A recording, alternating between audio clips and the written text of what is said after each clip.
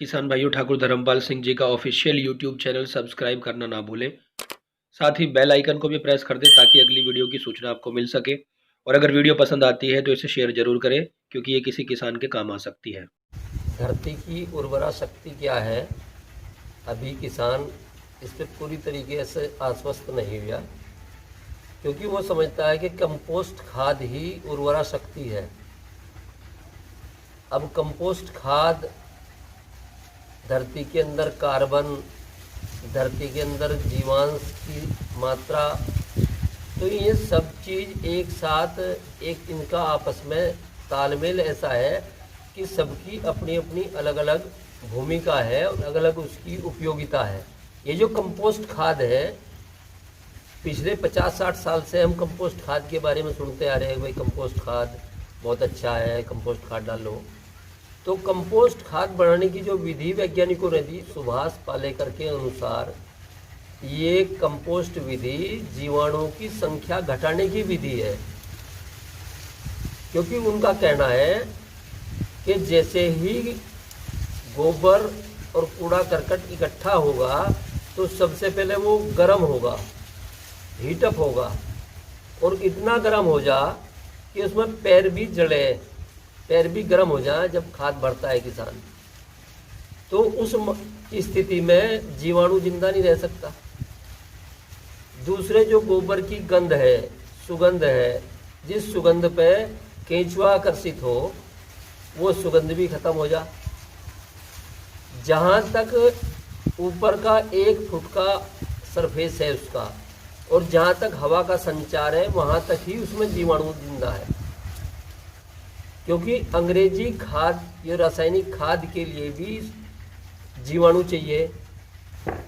अब वो जो जीवाणु चाहिए, तो कंपोस्ट खाद में जीवाणु घट जा, उतनी मात्रा का जीवाणु अंग्रेजी खाद के लिए पर्याप्त है। लेकिन इस प्राकृतिक खेती में, जैविक खेती में इसकी जीवाणुओं की संख्या अधिक चाहिए। तो अधिक संख्या कैसे हो, तो वो गड्ढे में नहीं बनाया जाएगा, क्योंकि गड्ढे में बना के तो उसकी संख्या घट जाती है।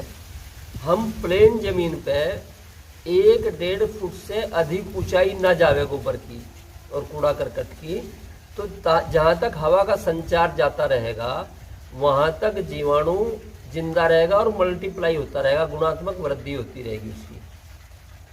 अब एक बार हमने कंपोस्ट खाद का और इस जैविक विधि से तैयार किया गया घनजीवामृत का प्रयोग करके देखा, तो ये जो घनजीवामृत है या कूड़ा करकट का जीवामृत के द्वारा बनाया हुआ खाद है, घनजीवामृत नंबर 2, इसमें जो जीवाणुओं की संख्या है उससे 50 गुना ज़्यादा है।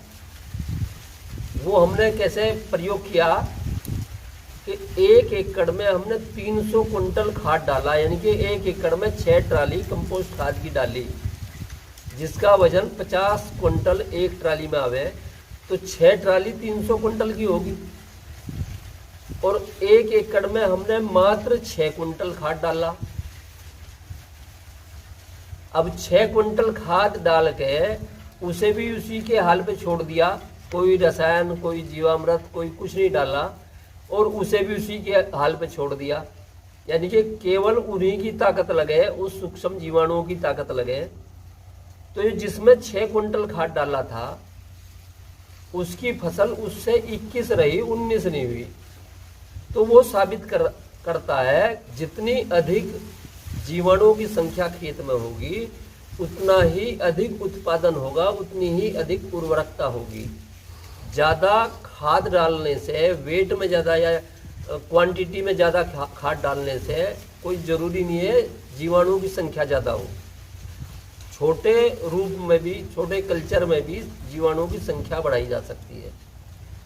अब इस कंपोस्ट खाद में जीवाणु तो है, लेकिन वो जो गंध है, गोबर की गंध है, वो समाप्त हो जा, और केंचुआ जो है वो गंध पे ही आकर्षित हो। क्योंकि धरती के अंदर से जो सूक्ष्म तत्वों की मात्रा को केंचुआ ला के जमीन के ऊपरी सतह पे छोड़ते हैं, वो केवल 2% है। और वो 2% केंचुए के द्वारा आना, अब या तो वो केंचुए के द्वारा आ जा या फिर वो बाहर से डाला जा। अब रासायनिक कृषि में बाहर से डालने की पद्धति है, तो उन्होंने केंचुए की आने की उपयोगिता खत्म कर दी। तो इसलिए गंध रहित कंपोस्ट खाद है, केवल उसमें जीवाणु, और वो जीवाणु भी कम मात्रा में है उसके मुकाबले। तो किसान को क्या करना चाहिए, अपना जितना भी वेस्ट है, पत्ते, पुराड़ी, किचन का वेस्ट, खेत का वेस्ट, मंडी का वेस्ट और पशुओं का वेस्ट, इस सबको अगर जीवामृत छिड़क के, जीवामृत का थोड़ा सा जामन लगा के और इसे फैला दे और इसकी तह लगा दे, पत्तों की तह लग जाए, फिर जीवामृत छिड़क जाए, फिर गोबर डाल दे, तो इसमें संख्या इतनी बढ़ जा जीवाणुओं की, तो संख्या तो बढ़ेगी, लेकिन केंचुए के ऊपर आने की, आकर्षण करने की शक्ति भी बढ़ेगी, क्योंकि इसमें खुशबू होगी ज़्यादा, तो केंचुआ भी ज़्यादा आवेगा, तो धरती की उर्वरकता भी बढ़ेगी। तो इस उर्वरकता को बढ़ाने के लिए हमें, जिस सूखे कास्ट से किसान परेशान है, सरकार परेशान है, तो उस सूखे कास्ट का खाद कैसे बनाया जा और धरती को उर्वरक कैसे किया जा, तो उसका एक मॉडल यहाँ देखने को मिलेगा आपको। ये फसल का अवशेष है, ये मक्के का, भुट्टे का छिलका है, पत्ते हैं, पेड़ों के पत्ते हैं, धान की पुआल है। अब ये सारा जो इकट्ठा हो रहा है, इसे हम इकट्ठा करके एक जगह इकट्ठा कर दिया।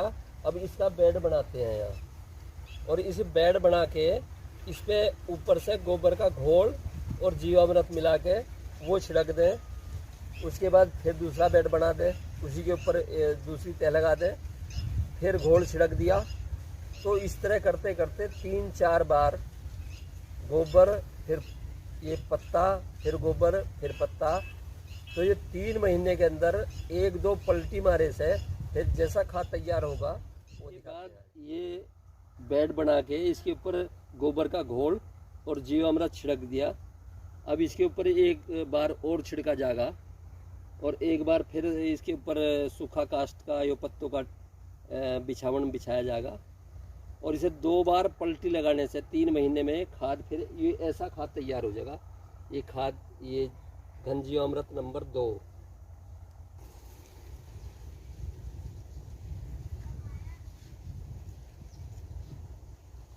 ये खाद है, और ये खाद इतना बढ़िया खाद हो रहा है।